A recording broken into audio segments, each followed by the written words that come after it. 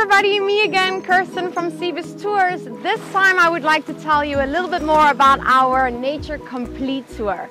Now, just like all the other tours, the Nature Complete tour starts at our office in Bahibe. After you have been introduced to your guide, you will make your way to our speedboat, and this tour starts at Catalina Island. Now Catalina Island is right behind me over here. Over there you have an opportunity to snorkel at a spot called Aquarium. Now that says enough, it's a gorgeous snorkeling spot. You can hang out on the beach and relax over there. We will spend about 2 hours on Catalina Island. After that, it is time to go to the River Chavon.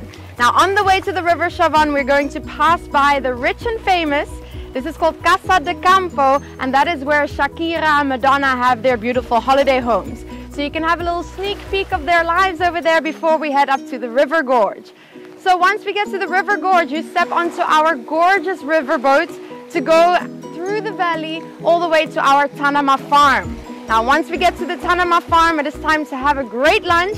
After lunch, you can join the guided tour through our beautiful butterfly garden, as well as our jungle trail, and then of course our reptile house.